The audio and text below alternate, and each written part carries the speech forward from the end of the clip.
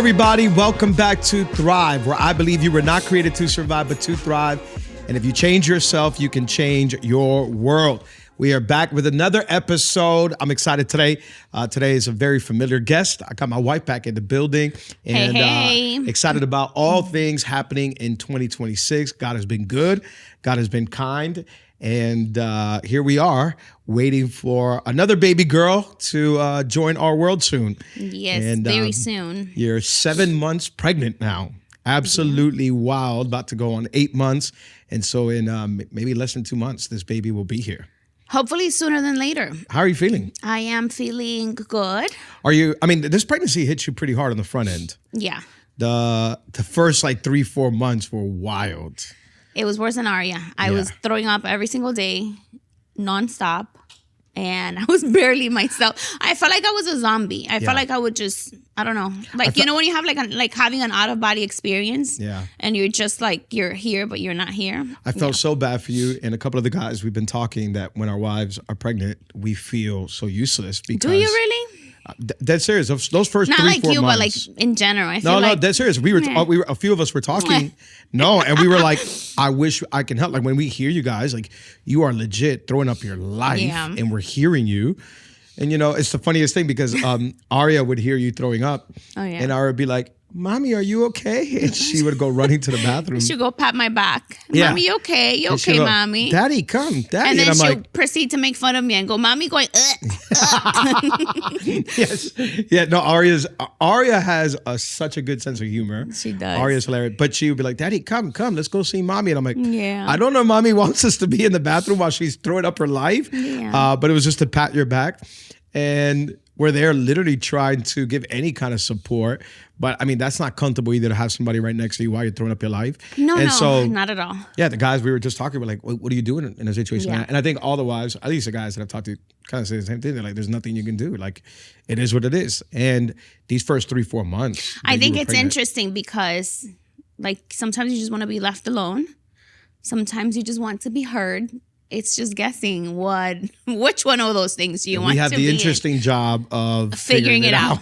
Correct. Exactly. Saying, okay, do you want help? No, stay away. Don't talk. Okay, cool. I will leave the room. Definitely when you're throwing up, you just want to be left alone. Yeah, that's what I remember one day I was trying to tell Aria, just leave her for a second. She said, no. And she's like, she would go like this. She goes, come, Daddy, come. You should be here. Yeah, let's go. Thankfully, those days are gone. It's over, and it's been good since. Yeah, it's different. Your first pregnancy, you have no other kids, and so you have all the time in the world to do whatever you want, to rest, to sleep. Second time around, you have to be taking care of another baby, another toddler. Yeah. And dealing with whatever pregnancy. Aria's already 3 years old, and she can be independent. More independent, for sure. I'm trying to help out as much as possible, but it is a different world just because you do have a toddler. But but it's all good. It's been good. Yeah, 7 months going on 8 months, and so in the next month and a half, 2 months, this baby will be here. Due date is May 21st, and we're thinking she may be here before that. Yeah. Maybe a week before. That would be nice. Aria was a week earlier. Aria was a week early, about a week, yeah. But how are you dealing with all things leadership, church, and pregnancy at the same time? You do a lot. People may not know, but you do a lot behind the scenes at church. You are not just somebody that's just like a spouse that's just there. You lead with me, and we are part of our executive team. And so you are maybe people don't know, so I just want to explain a little bit. Yeah. You, Pastors Lewis, Adam, and Phil form what we call our executive leadership team at Calvary. And apart from that, everything else you do with Embrace, with Flourish, and City Care, Global, and Local Care, you do a lot. You stay really, really busy. How's it been with pregnancy and all that you do? I know there's some days, especially at the beginning, where you were kind of like tapped out. You're like, listen, I can't, I'm throwing up my life today. I'm about to go home. I can't be in the office. And I don't know, has there been some guilt maybe? Because I know with Aria, it was more like, it was a little bit easier, but how you dealing with that? Yeah, it has been a different experience than when I was pregnant with Aria, just because, it was just Aria. And this pregnancy has felt a little bit more difficult. Not terrible, but you know what I mean? Like just different. I do feel like at times I feel like so bad that I am not my normal self. Usual self running 100 So I'm miles an usually hour. in the office every day, and I've got a million things going on, and I feel like because of the way things started, I had to kind of slow down a little bit. And so yes, I've told you there's times where I'm like, I'm so sorry, because I'm so used to just being like this. And so I'm learning to be okay with seasons, like I'm still going to do these things, but maybe there are a few things that are going to have to wait a little bit, or moving things around, or even just being more flexible with myself, like giving me a little bit more grace. That, like, I don't have to do it all the time, which is very much my personality. So it's been interesting. Yeah. It's learning, and it's kind of just learning to like just let go. Like it's okay. Yeah. Like everything's going to be fine, and it just looks different for now, and you have to embrace that as well. And it's not always, Yeah, huge shout out to our team. We also have an incredible team that it's a little bit easier to delegate some tasks. And I know you are a doer. You are a person that likes to be in the mix and be working and be in there. But sometimes it's okay to delegate. But I know that can frustrate you sometimes. But I think it's looking at the positive side, because when you are that kind of person, you can also be extreme in that sense, where it's almost like you have to be in everything and you have to do it all and you have to. And I think to a certain degree, that's also not that healthy, thinking about long term, being that way. Has this pregnancy helped you realize that? It has. Yes, it has. It's forced me to. Yeah, exactly. Yeah. So that's what why I ask is because I remember I've told you in the past, like, hey, like you're not going to be able to do everything, as Aria is getting older and dealing with all that. You are, we've always said, I don't know if we mentioned it on the podcast before, but you really never have been this stay-at-home mom type. Mm-hmm. You like to be in the office. In fact, staying at home. Suddenly I am. And now but kind of, but not. Now there's more days where you enjoy being at home and whatnot. But you are an active person. You staying at home actually will drive you crazy. Yeah. You like to be, like I said, in the mix, in the meetings, leading, charging. Let's go. Let's do this. Let's pray. Let's go fix this. Let's go do that. And I remember there's times where we all were kind of like, hey, it's okay. Like, I think to delegate is something that sometimes in leadership is missing, because we try to do it all. And I think you've delegated really well in the past, but you've had to delegate a little bit more now. Yeah. And like you said, I think this has forced you a little bit, but it's a good thing. It's the next level of leadership. It's been a great thing for me. I think it's been a great thing for our family. I think it's just been a great thing overall. Yeah. And I think I'm trying to find that happy middle. Yeah. Again, it's seasons. Like, I'm pregnant. It'll probably be different once I give birth, it'll probably look different in 2 to 3 years. So it's kind of just rolling with, like, going with the flow. As the seasons go, and obviously. And being okay with that and being more flexible definitely has forced me. Yeah. But I found myself, like, accepting it and being okay with it, which, it's good. And like I said, huge shout out to our team. Yes, we have the best team in the world. From Phil to Adam to Louie to my sister Priscilla. And I can think about everybody in the office staff, that helps you out. Our staff is absolutely phenomenal. And I think that's actually really important for leadership is, get a good team around you. Yeah. So if in case there are days where you are sick, you're thrown up or whatever, people listening may be dealing with, there's people that you can trust. Mm-hmm. I think we've had positions in the past where we didn't trust people around us to do what we wanted to do, execute it to the way we saw it, the way we had a vision of, and that can be a little bit challenging. Yeah. I remember 10 years ago, 11 years ago, if we were going to take some days off, go on a vacation or something, we lived on the phone. It was constantly calling and texting the team back at home. Is everything going okay? Because there was some maybe tension there of, I don't know if it's going to go the way we thought or we planned. And I think for the last few years now, I mean, our team does it probably better than when we're there. But I think it's also, I might say this and it might sound a little cliche, but it's seasons. Yeah.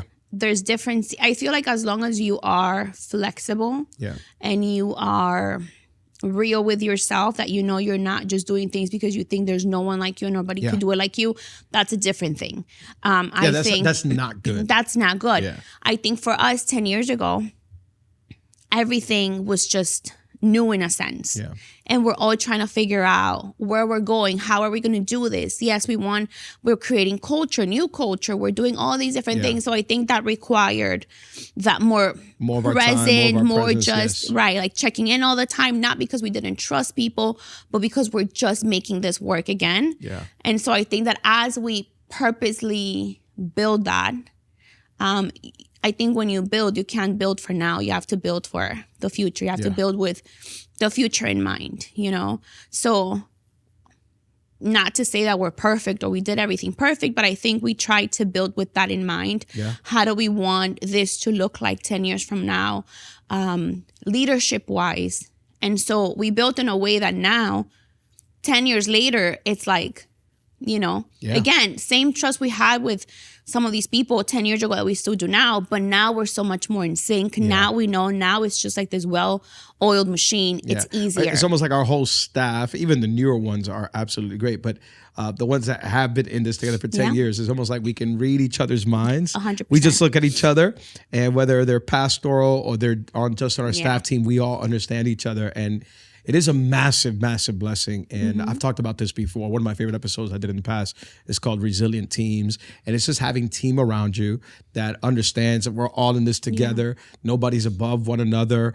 Yes, there's positions and all that, but we're all here united on a united front trying to carry out this mission and vision. And that's super important when it comes to leadership. Yeah. And it's kind of crazy. I feel like we are living today what we dreamed and envisioned 10 years ago. And now we're starting with fresh vision. Is so important to have a vision with the future in mind. Yeah. You know, I feel like when we talk about leadership, a lot of people are so focused on today and, you know, what I want now and what should be happening right now. Yeah.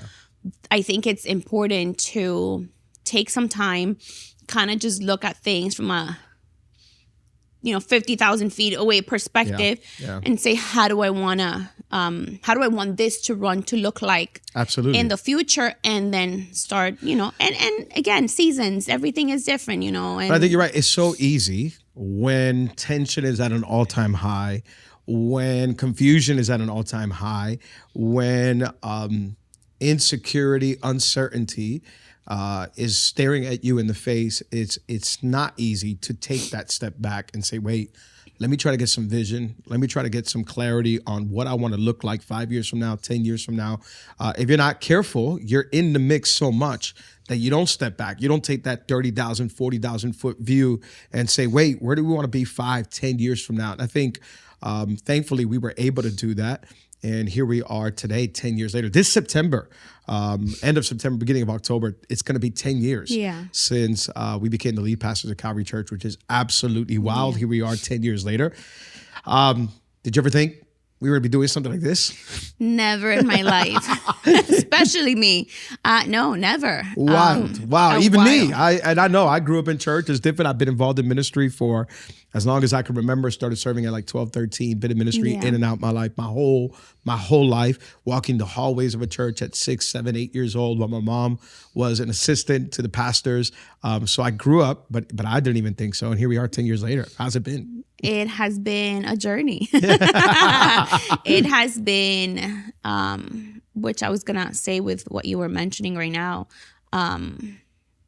you allowing God and life to just, shape you and mold you into who you should be, right? Life throws different things our way. Yeah. And it's up to us to see how we confront it, how we see it. We can see it as tragic, as so difficult. We can see it as opportunities, And so I think that even in leadership, there's so many things we had to learn along the way and make mistakes, trust too much, trust too little, do this. Many different things. I think it goes in how we choose or decide to deal and confront the things that life throws. Yeah. And so I think these past 10 years have been both ugly and beautiful. Yeah. Have been both difficult and incredibly just full of joy. Yeah. I choose to believe that it's been way better things than bad things. Oh, 100%. Sometimes the bad things can seem like, they're so in the overwhelming in the moment.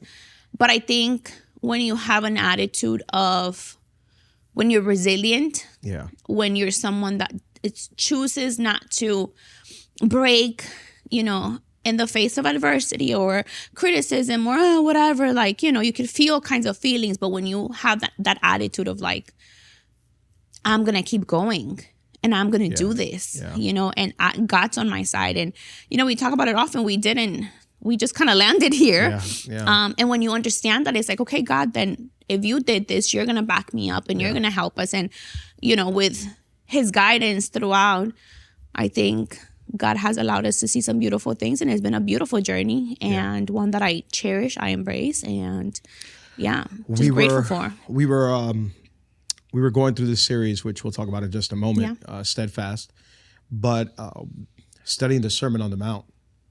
And there's a part in the Sermon on the Mount in chapter 6 where Jesus talks about looking at life through a good eye or a bad eye. And we were studying that, getting ready to teach it. And it was known in Hebrew culture, in Hebrew language. It was part of their linguistics to talk about a good eye or a bad eye. It's something that rabbis used to use.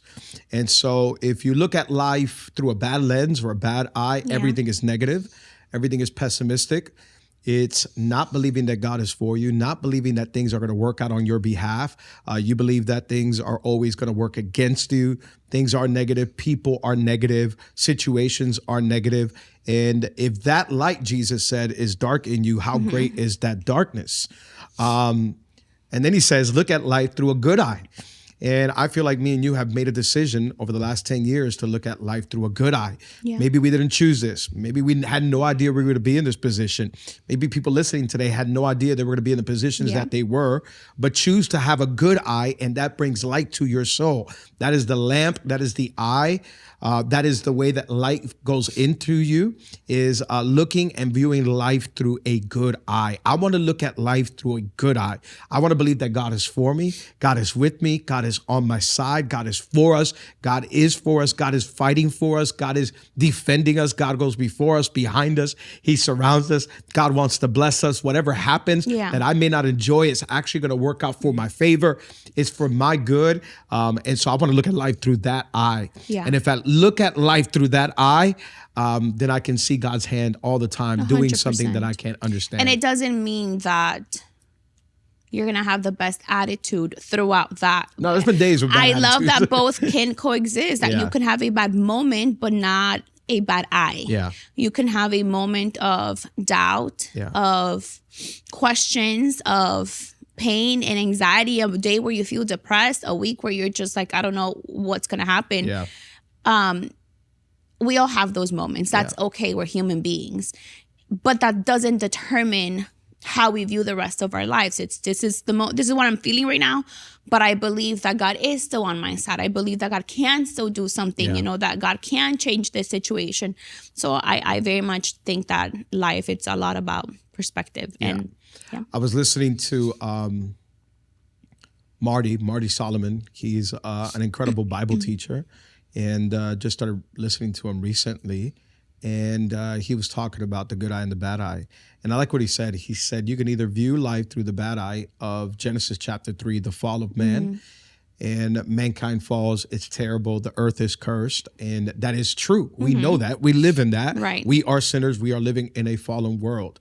But never forget Genesis chapter 1, where he made the heavens and the earth, where he made the birds, and he made mankind, and he made the fish, and he made the day and night and all of that. And when he made everything, he stepped back and he said, it is good. It is good. And so everything that God has made is good. Sin is the curse. Sin has come into the world, and we are living in a sin-filled, cursed world, yes, but the Lord is for me. God is with me. I want to keep that right lens. He loves me. He's for me. He's fighting for me. I want to look at life through that good eye. And I'm going to believe that everything, every day that happens, every situation that comes up, there's something good for me in it, though it may not feel good, though it may not seem good, it is good. And I'm going to trust that. I'm going to trust that, because living life through a bad eye is not the right way to live. It's not ideal. It's not healthy. It's not sustainable. And it would do you more bad than good. I feel the last 10, 11 years, we looked at life through a really good eye. Yeah. At least tried to. 100%. I think also keeping the end in mind helps.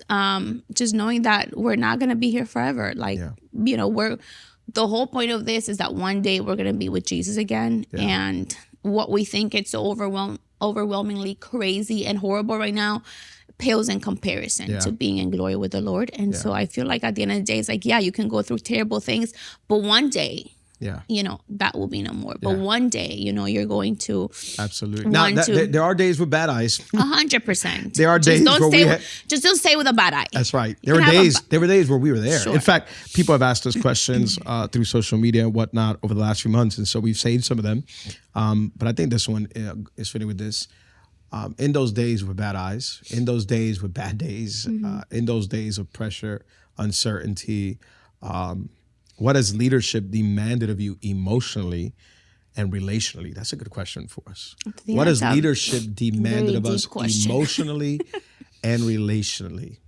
That's a two-part question, emotionally and relationally. I would say emotionally, actually it ties in perfect, I think, with what we're talking about this year, Steadfast. So 2026 started, and every single start of the year, I like to give a word or a phrase to kind of help our church just be of the same mindset and frame our year and see what the Holy Spirit wants to do. And so it was July last year where I'm walking through the neighborhood and praying and just like, okay, Lord. And after a couple of weeks, this word steadfast kept coming up in my heart. And I was reminded of 1 Corinthians chapter 15, verse 58. And in 1 Corinthians chapter 15, verse 58, Paul writes, beloved brothers, therefore, my beloved brothers, be steadfast, immovable, always abounding in the work of the Lord, knowing that your work in the Lord is not in vain. Be steadfast, immovable, always abounding, because it is not in vain. And I was like, that's it. I think that should be the verse for our church this year. And I kept praying about it. It kept like just stirring up in my heart. And I think that will answer the question as, what has leadership demanded of us emotionally? I think to remember to always be steadfast, right? Some days your emotions are going to be up or down. Some days you're going to be throwing up your life. Some days, some things are not going to work out in your favor. Some things, it may seem like they don't work out in your favor. Some days, some situations look like they are not working out the way you wanted. But I'm going to choose to keep my emotions in balance, right? I'm gonna call to my heart, to my mind, to my soul, to remembrance that God is for me. God is with me. And it's kind of like stabilizing your emotions. Yeah. If you are unstable in emotions, you won't last in leadership. I mean, I'm talking about you. You will not last in leadership if you are emotionally unstable. And so I think anybody at any level of leadership, whether you're leading a home, leading a small business, a corporation, a church like us, or a massive Fortune 500 company, you need to stabilize your emotions. And I think we've had to deal with that. Yeah. I think I think you need to be flexible.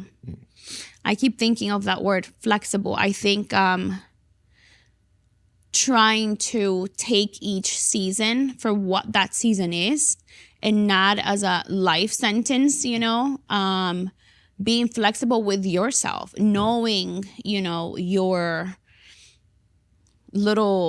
flaws, knowing when you're the one that's just, you want something to go one way, but being flexible and just saying, God, help me view this situation with the right perspective, and just, hey, if it's a season that requires this of me, if it's a difficult season, I'm going to choose to endure this because I know you're going to do something else. I think of palm trees. When hurricanes come, you usually don't see palm trees, like other trees on the ground all over the place. The old preacher said they would bend, but they don't break. Exactly. And I think that is what leadership many times demands of people.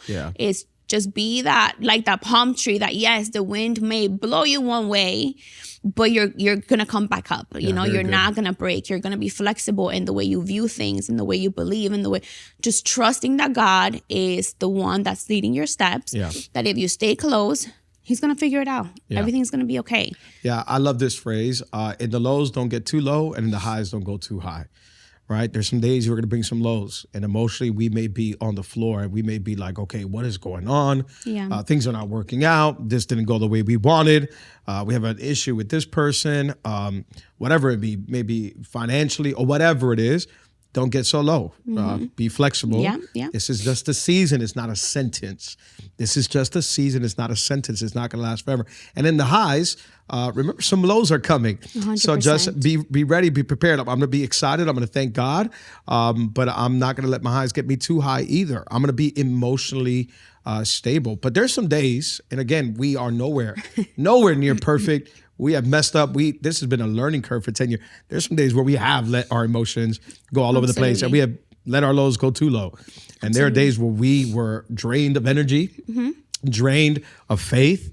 There was days where it seemed like we were walking in darkness, in a cloud of confusion, made poor choices, didn't know what to choose, didn't know where to go. And so if anybody's listening, it's like, we've been there. Yeah. And of course, that pressure leads into or bleeds into your relationship. And again, everything is learning. Yeah. You know, are you willing to take things and learn from them and adapt to them? So I think our lessons or our relationship back then, you know, the things we were facing forced us to have certain conversations. It forced us to learn different things, to work on certain things.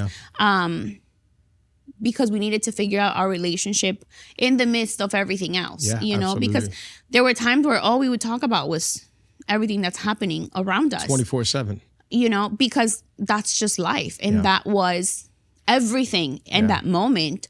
So yes, some seasons required that, but at the same time, there were moments where it's like, okay, we need to step outside of this and talk about us. I don't know, something else. Yeah. So I think you just have to learn and adapt to everything and always keep in mind the things that matter to you and how you're going to make those things work. That's really good. And I think people listening may relate to that, because there's times where life is so consuming that that's all you talk about is what's going on.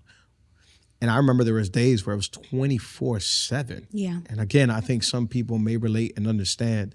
It's like we would go home sometimes 8 o'clock at night, 9 o'clock at night, because we were staying in the office till late and just trying to figure stuff out. And there was a lot of moving parts. And for us, it was our job and our lives. There was no separation. It was like, there's still, I feel like it isn't. It's church. It's where we work, but it's where we serve, and it's what we give our lives, and it's our everything. Yeah. So it's hard to separate. Yeah. And so when things are bad, it can seem over consuming, because it does consume your world.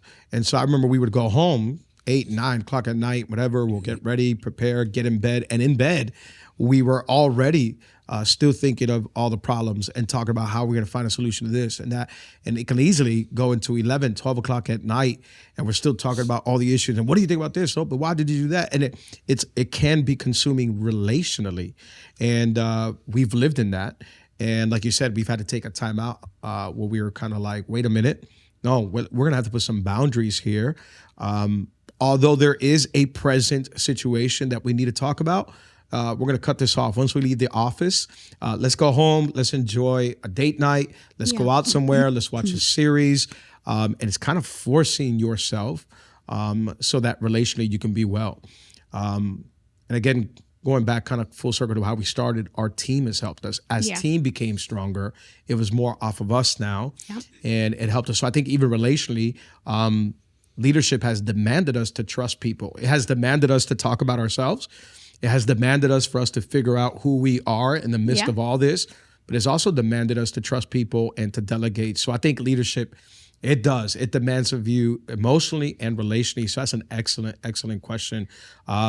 But we continue being steadfast, 2026, and we continue going forward. You keep moving forward. You keep moving forward. Pastor David Campbell the other day said something, and I think it's Jesus. There was days where he said in Canada, he had no idea what was going to happen next. You know, you're up there in the blistering cold, number one.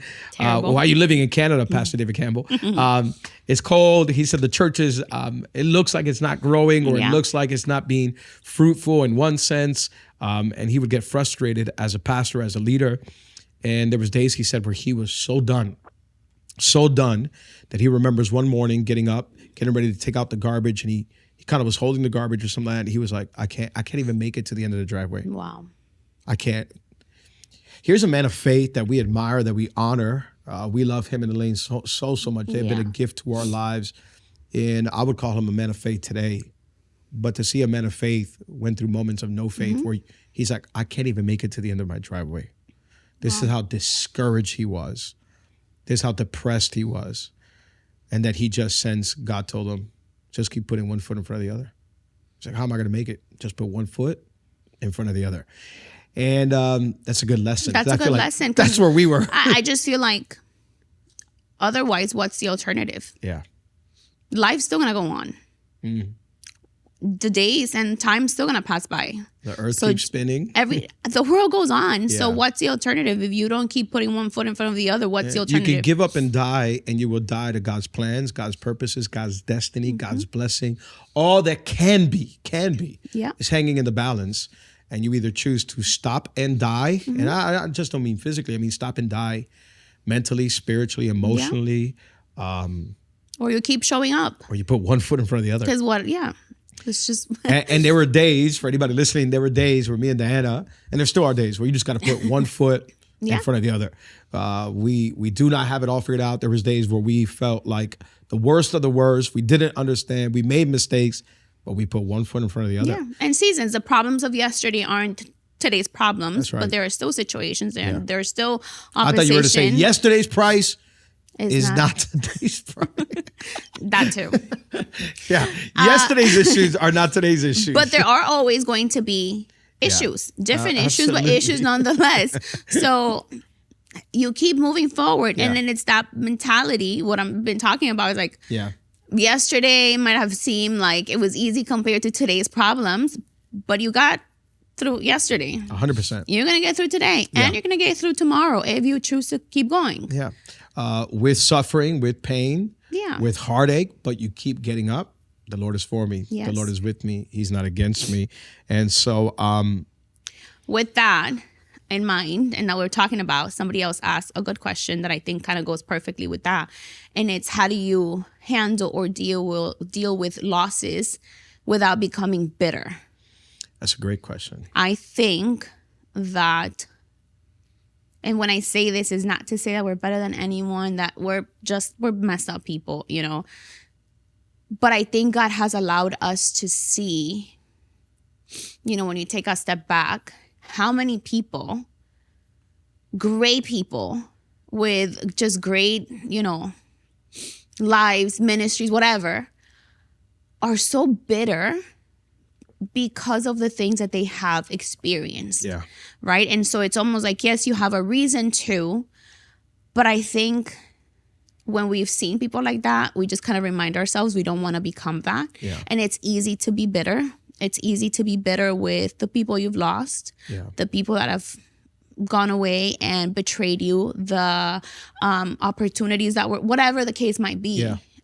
So I think it's very important in leadership, and especially when it comes to church, to guard your heart. Yeah. And so I think, personally, the reason why I have not become bitter is because I have chosen to believe that what God removes, or when people remove themselves, or the situations that are gone, I've chosen to believe that they've served a better purpose. Yeah. I don't see it now, but there's a reason why this happened. Yeah. There's a reason why this isn't here. That person isn't there. There's always like a lesson. And I think the years have proven that to be true. Yeah, 100%. And I just want to continue to be happy, full of joy, full of faith. Yeah. Why would I allow someone or something to rob me from that? It's like, that's so good. It's like willingly giving something up, like something you treasure, like your peace, like your heart, like your joy, just willingly being like, here. It's like, why would I do that? Mm-hmm, mm-hmm. You know, I don't know. No, I think you're absolutely right. I think you're better at that than me. It's taken me years. You know, I think maybe one of my faults is trying to fix everything. Mm-hmm. And I've had to learn over the last decade that you can't fix everything, and some people are in your life for seasons, and some people are in your life for life. And there's pain involved in that, and there is a loss, and it does hurt. But seeing you and your trust and your faith, I think it's a good lesson, because it's like, wait, maybe it was just for a season, and it is what it is. And there's other people that are going to come into your world, and life is short, but life is long. Pastor Brian Houston always used to say that. Life is short, but life is long. And so it's like, through the years, you never know. We've had people that come back into our world and come back into life and being friends with. We have some really good friends that I think we went maybe a good decade or more without talking to them, just because of life circumstances. We were all in each own world, and everybody was busy. There really was no bad blood. And now here we are doing life and ministry again together. Just recently we were at dinner at their house, and we were talking about all the memories. And so life is short, life is long. You never know what the twists and turns that life is going to make. So you can't get bitter. You can't stay there. Because there are new days and new people and new friends and new relationships. And so you deal with loss, I think, just with a whole lot of faith and a whole lot of trust, saying, Lord, I don't know why, but I trust that if you remove this, it's for my good, that if you remove this person, you have a better plan in place. I think I love something recently that Pastor Casuna said. He said that as a leader, you just don't need to learn how to win. You need to learn how to lose. That's good. Yeah. And I think that's absolutely important, because nobody prepares you how to lose. Yeah. So he was talking about how recently, I would talk about up the last maybe 3-4 decades of leadership, it is all about being proactive. And there's this conversation, I've talked about it. You got to be proactive. And I absolutely believe that. You have to be a proactive person, but you also have to learn how to be a reactive person. And so we always used to talk bad about reactionary people. It's like, well, you don't want to be a reactionary person. I get that in leadership, you don't want to be reactionary, but you need to learn how to be reactionary, because there are some losses that are going to happen. There's some things that are going to happen that you can't no control of. Yeah. You don't know when, you don't know why, but there are some losses that are going to happen. And if you don't learn how to be a reactionary person and deal with loss, you won't be a good leader. Mm-hmm. And so I think leadership is not just about wins and being proactive, but it's also about losses and being and being reactive, and learning, okay, how do I bounce back from a loss? How do I bounce back from a loss of money, losing a deal, losing a business, losing a relationship, losing a friend, losing a business partner? This went south. This person cheated. This person did wrong. This business partner didn't work out. Okay, how do you learn how to be reactive? Yeah. If you can't react well, you won't be able to excel in leadership. And for us, it's always been a learning curve. And like you said, we haven't dealt with it perfect. Everything in life prepares you for something else. I think all the bad moments, the bad situations, the heartaches, the situations in your life prepare you, if you choose to allow them to, for something else. And so when I think of like, I'm better at that or whatever, it's not that I'm so much more full of faith than you are. Mm-hmm. I think about the fact that I have a dark sense of humor. We always joke about it. At the office, there's a few people that have a dark sense of humor, and it's hilarious. I'm one of those people. Yeah. I choose to laugh at my tragedies, because I already cried about them. I'm not going to cry for the rest of my life. And so when I think about so I joke about this, about me being quicker to just let things go and not become bitter. And it's become a joke to me. I'm like, whenever something like that happens, my thing that I tell you is like, I've lost so much more, and I'm okay. Yeah. It's going to be okay, And so it's almost like, my whole situation with my dad, losing family, losing X, Y, or Z. It's almost like life, it's a lot about loss. Yeah. And it sucks, but it's okay. Yeah. And you're going to be okay. Yeah. So when I see all these things happening, it's like, you're going to survive. You will be okay. It's not the end of the world. Like, there's something that will come out of this. There's something good. There's something positive. I choose to think that, again, it was meant to be that way for whatever reason. And we move on. Like, what's the alternative once again? Yeah, I think people who have been through loss early in life, struggles, heartache, grief, there's something about that makes them resilient, have grit, have character, have perseverance. And maybe not everybody, but most of the people that I have met that have dealt with a lot of uncertainty early on in life they just look at life differently, like through a different lens, and they're kind of like, "You're crying about that? I've lost way more. Get up, keep going. We got this. We're in this together. God is for us." And that kind of attitude is good. I was joking with the church the other day, talking about Struggle Street. Those of us who grew up on Struggle Street, that we did not have a silver spoon, that we grew up, eating spam sandwiches. Yeah, to this day, Alex makes fun of me because I still like spam sandwiches. What? So good. To this day, Diana loves spam, which I haven't had in a while. But spam to me, excuse me, and people may get mad at my opinion on this, unpopular opinion. Spam is dog food. Spam is disgusting. You just fry it real good. Really crunchy like that. Spam is disgusting. You make yourself a delicious horrible. spam sandwich. I mean, thank God you haven't done it in like years. But I remember one time walking in and you were frying spam, and I was throwing up my life. I'm like, what in the world? And you would put lime on that thing, and it's like that must be the worst of the worst quality food. I'll give you more cooking recipes. Spam, fried spam. Listen, but when you grew up and you got spam, legit, yeah, arepa. I didn't grow up on spam, but I grew up on rice and eggs. Listen. What are we going to have tomorrow? Rice and eggs. Rice and eggs. Cool. And what about the day after? Eggs and rice. It's like same thing. Yeah. Or rice and beans, and then beans and rice. A can of beans, that's it. And that's what we grew up on. Sometimes the lights were off. I was like, I forgot to pay it today. No, there was no money. We're going to try to figure out how we pay this later on. I remember my mom trying to get another extension on that last extension. Absolutely. So hopefully. I was telling the church about my first car. It cost me like $1,000. It was $500 for me. I was like 17, 18. And it was, full of gallons of water because I couldn't fix the radiator because I didn't have money. And so when you grew up in Struggle Street, I had my first car when I got married. Yeah, it was my car. Exactly. My car was your first car. Exactly. Yeah, and legit, when you go through some of that, when you grew up on Struggle Street, if you view life through a good lens, you'll say, okay, that made me better, that made me stronger, that made me more resilient. I'm going to look at life through a good lens. I'm going to trust God. I'm going to look forward.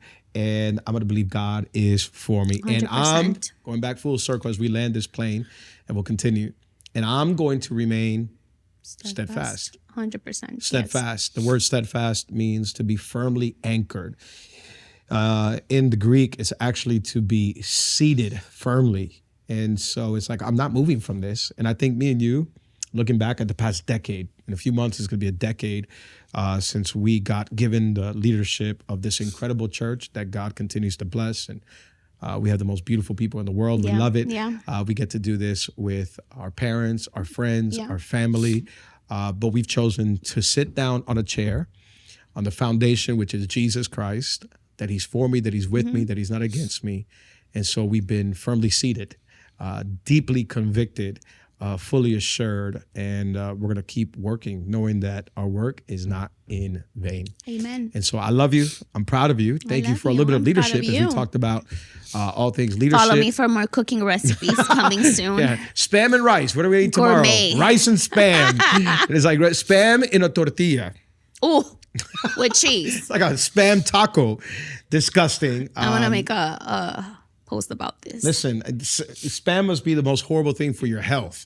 It is. Yeah. It's pure sodium. You know what? Next episode, we're going to bring a can and we're going to read the ingredients. I want to know what it has. How about next time I bring spam sandwiches? No, and you have a bite from one. You're going to make this place smell absolutely No, it smells so good.